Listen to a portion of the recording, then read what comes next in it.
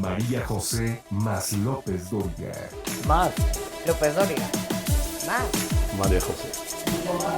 María José más López Dóriga.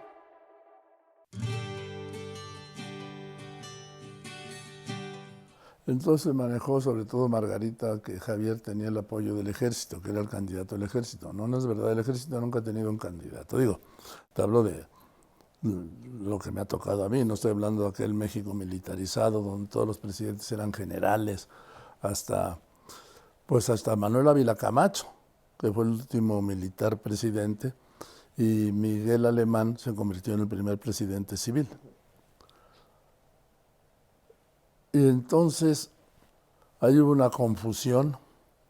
Es más, el día que arranca la campaña de Miguel de la Madrid, el presidente del PRI, Javier García Paniagua, no asiste.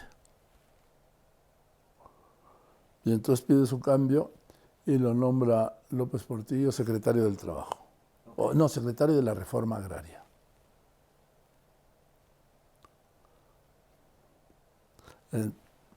Esa es la historia de esa sucesión. Como luego habría una gran confusión en la de Miguel de la Madrid a Carlos Salinas, que ya les contaré en su momento. Entonces así termina, y en medio de una crisis en donde el tema era la corrupción, por eso el lema central de la campaña de Miguel de la Madrid era la lucha contra la corrupción. Y crea la primera Secretaría de la Contraloría. Pero ¿a qué le suena eso de la lucha contra la corrupción? Nomás digo, ¿de dónde viene? No, pues ¿A qué le suena? se lo llamó la revolución moral. Y ya empieza el régimen de Miguel de la Madrid, pues con la crisis económica, maneja la crisis política, y en realidad te puedo decir que fue un régimen realmente de un sexenio de crisis, en donde el peso se devaluaba todos los días, donde la inflación, que hoy se quejan porque está en 5.45, llegó a estar a 152%. Las tasas de interés eran del 158%. ¿Y en tu vida cómo iba todo? ¿Tenías a tu mamá, a tu abuela que vivían aquí en México o sea, eran medio vecinos? Mi tía, mis primas, mi Sí. tío Sergio.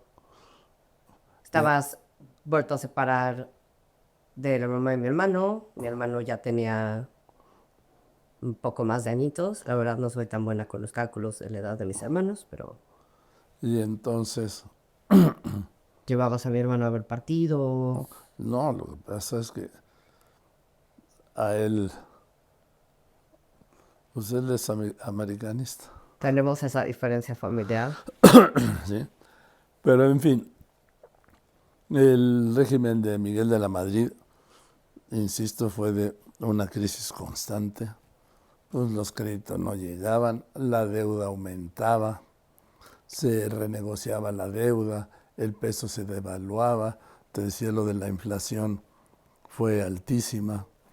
Fíjate, siendo Miguel de la Madrid el primer presidente católico. Bueno, Ávila Camacho lo fue, pero estamos hablando ya de lo que me ha tocado a mí. Él nunca fue al Vaticano. Pero ¿cómo cambia con las generaciones? Según mi generación, el primer presidente católico fue Calderón. Bueno, claro. Pero el primer presidente católico fue Miguel Ávila Camacho, el general Ávila Camacho, que fue presidente de 1940 a 1946. Yo creo que Miguel Alemán también lo era, pero no tanto, porque No practican. no, ni no practicante, su esposa sí. Era la época donde te decía que se casaban las hijas de los políticos y de los funcionarios por la iglesia, y ellos, todos los No políticos, entrega uno a las hijas. no les tocaban en la puerta de la iglesia y se esperaban afuera, en el atrio. el doble discurso. El Entonces, doble discurso hubiera sido si sí entregaran a las hijas en el altar y, o sea, se persignara la comunión, todo el show. Eso sí sería el doble discurso. bueno, pero también era un doble discurso porque eran agnósticos, se decían ser, ¿no? Algunos masones, pero los hijos se casaban por la iglesia. ¿Sí? Pero tipo, tú tienes 4 hijos. Sí. Los 4 hijos con diferentes niveles ¿De qué? no sé cómo decirlo. Tienes un hijo que se considera ateo y otra hija que es muy, muy católica. Bueno, pues cada quien su vida. Por eso, pues, las hijas de los presidentes podían opinar diferente a sus... Bueno, pues es que entonces las hijas no opinaban diferente a sus papás, ¿eh? Ojo. Nada más digo. En esas épocas, las No, hijas no. pensaban igual que sus papás. Por supuesto. Estaban obligadas en los 40, en los 50, en los 60. Digo, había un pensamiento único. Qué bueno que me tuviste a mí a los 90. Bueno, sí. Y te digo, el régimen de Miguel de la Madrid fue de permanente conflicto, crisis económica. Y él, siendo, te repito, católico, pues de los presidentes recientes con López Obrador, que nunca visitó el Vaticano. Porque recuerda que ya había contado que Luis Echeverría sí fue a ver a Pablo VI, pero para que lo apoyara, pues para ir a llegar a la ONU, respaldando la carta, el documento aquel de la Carta de los Derechos y Deberes Económicos de los Estados. Después, López Portillo no fue, pero lo recibió en el primer viaje de enero del 79. La esposa de Miguel de la Madrid sí fue recibida por el Papa. Y en este tramo, él seguía, por supuesto, el PRI manteniendo el control y mayoría calificada y todo, tanto en la Cámara de Diputados como en el Senado de la República. Él gobernaba los 31 estados. Y congresos locales también. Y congresos locales, todo. Y el presidente de la República dominaba la Corte, que entonces era de 26 ministros, y el presidente de la República ponía al presidente de la Corte. Bueno, así era. Otras épocas, otras eras. Y si a todo esto sumas, en serio, la crisis económica que ya donde se hablaba de, pues las reservas eran mínimas, que habría, no sé, 3,000 millones de dólares de reserva. Hoy hay 221,000 millones. ¿Y en qué momento le regresas a Televisa? A ver, es que, no, regresó mucho después, ¿Y en dónde estabas trabajando en esta época? en el Canal 13. ¿No te había pedido Margarita que te pasaras a retirar? Pero eso fue después, en el 85, el 5 de septiembre del 85, no ella, pero sí, que fue lo que les conté de la reunión con López Portillo y el sabadazo. Con Miguel de la Madrid regreso, pero ya se había creado Imevisión. Imevisión se forma, Televisa tenía los canales 2, 4 y 5, pero en marzo del 73, abril del 73, el Grupo Monterrey tenía su canal, el 8, y salía con Televisa. Y no había más que el 13, que ya era del gobierno. El 8, que era el otro privado, que ya era de Televisa, bueno, se habían asociado con Televisa, y el canal 11 del Politécnico. Era todo lo que había. Entonces, para que cupiera el canal 7, lo que hacen es mover el canal 8 al 9. Ok. Sí, el canal 8 se convierte en canal 9. Y entonces queda el espacio para que entre el 5 y el 9 haya un nuevo canal, que era el 7, que es el que se crea entonces, y surge Imevisión, ya no Canal 13, que agrupaba al Canal 13 y al 7.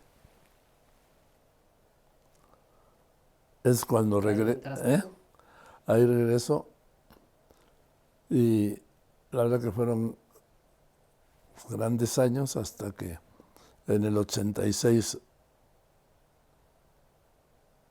pues lo dejé, ¿Por qué lo dejas? pues porque me vuelven a correr. Digo, pues, así de fácil. Perdón, sí, en el 86, sí. En el 86. Y entonces, ¿Te corren por? pues porque mira, no hay nada para siempre. Pero yo me he dado cuenta que en trabajos puedes hacer todo bien y te corren, puedes hacer todo mal y te quedas en el trabajo. Sí, pero aquí era diferente, aquí es dar la cara, ¿sí? Aquí también pasa, depende con quién estés lidiando. Bueno, pues el hecho es que bye. Y entonces, ¿Te dieron un motivo? ¿Te dieron...? no, en el gobierno no te dan motivos. Así como no te dan motivos por los que te contratan o por los que te nombran, tampoco te dan cuando te lo quitan. Total, que yo ya estaba escribiendo en la revista Siempre con el maestro Pajés Yergo, que muy generosamente, cuando me corren, me da, lo voy a ver y me da trabajo. Y al poco tiempo, un día me llama Gabriel Alarcón Velázquez, sí, dijo. Y lo voy a ver al Heraldo, ahí a la colonia Doctores, Carmona y Valle 150. Y dice, ¿qué estás haciendo? Pues no, dice, empiezo a escribir una columna los lunes. Pues déjame pensarlo. Dice, ¿por qué pensarlo? Ni madre. Empiezas el lunes. Y ese fue mi punto realmente de regreso. Eso lo voy a agradecer toda la vida. ¿Y no pensaste en hablarle a Jacobo a decirle, oye, pasó esto? No. Perdón. Señor, pasó esto. Porque sé que no le hablabas de tú. Sí. No, porque no, ¿para qué? No, además en ese momento quizá no tenía yo las cosas muy claras, algunas. No era un buen momento, pero Gabriel es el que me rescata en todo, en lo anímico, en lo personal, por supuesto en lo profesional. Y de ahí pues no he parado hasta ahora. Sí, todos sabemos que nos parado. Sí. Y entonces los domingos hacía la columna de 15 cuartillas, de toda una plana, que también se llamaba En Privado. Había iniciado En Privado en junio del 69. Fíjate los años que tiene, sí, en el Heraldo. La columna que sigo publicando en Milenio. Y fue Gabriel, y ahí estaba encima de mí, y vamos a ver esto, y vente a comer conmigo. O sea, hicimos una entrañable amistad, y yo siempre reconociéndolo que pues sin Gabriel, pues tú y yo no estaríamos aquí hoy. No.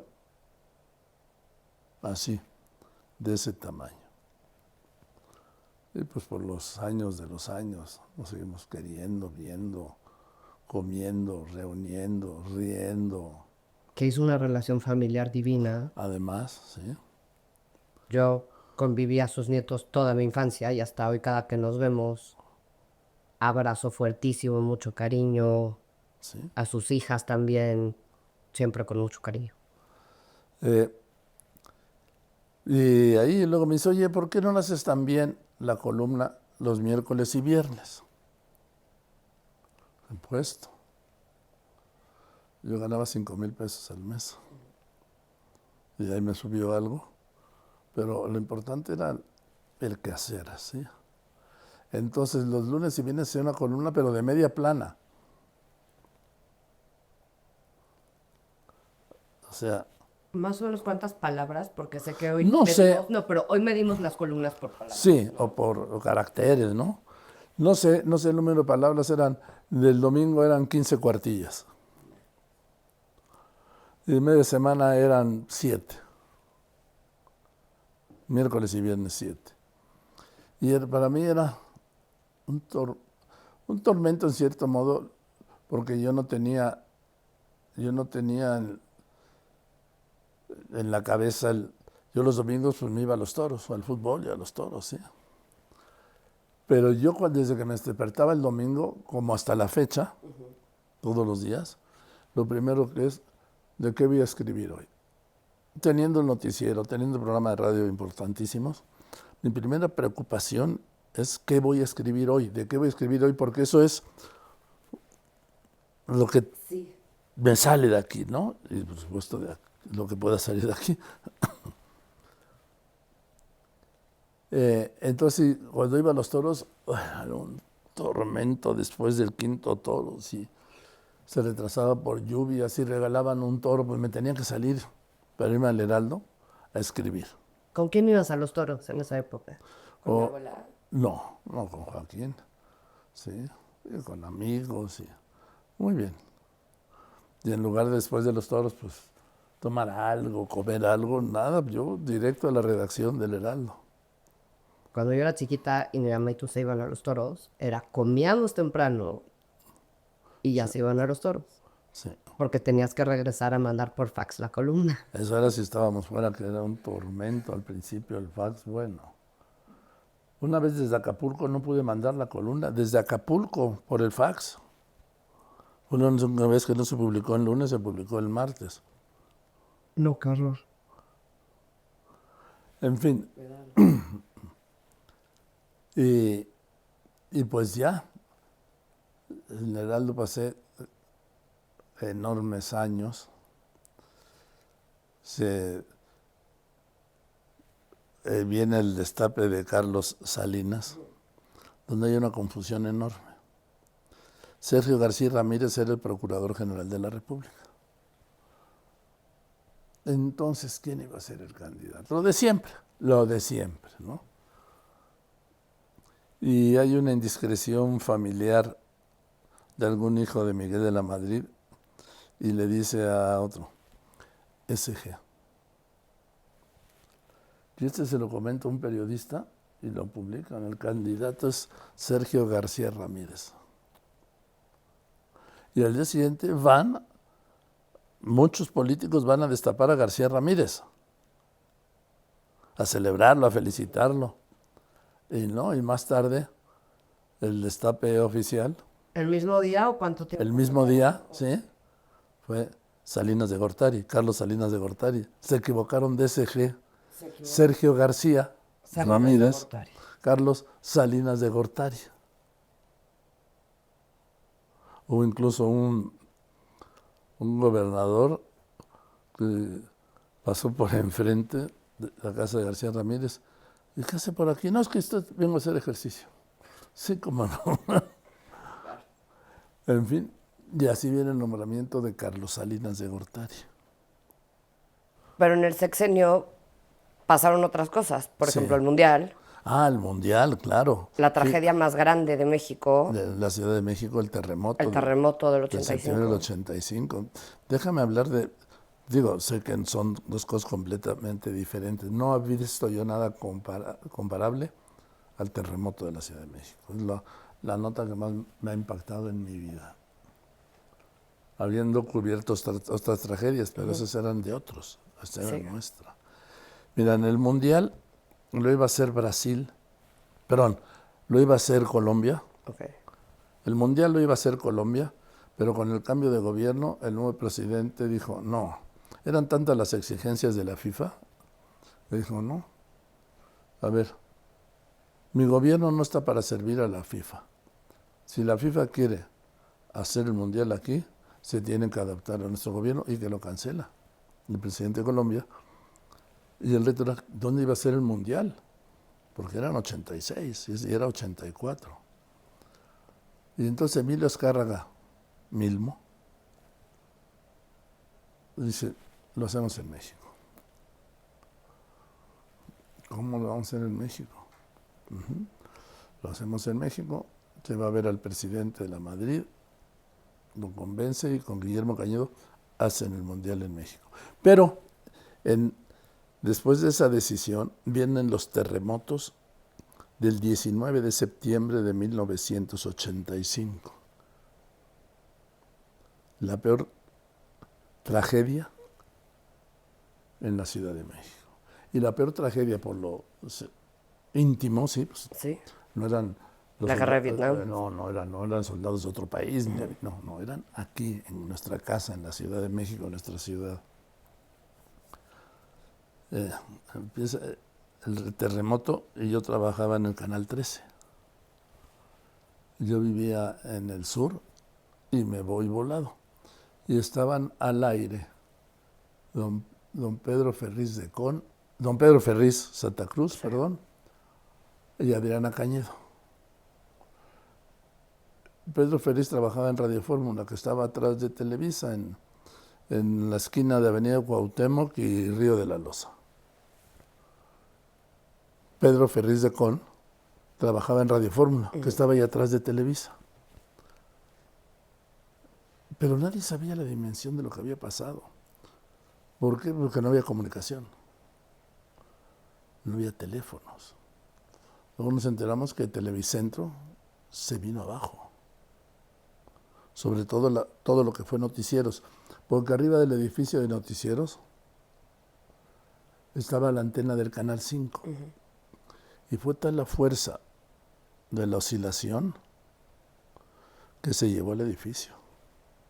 Y ahí se murieron compañeros, excompañeros.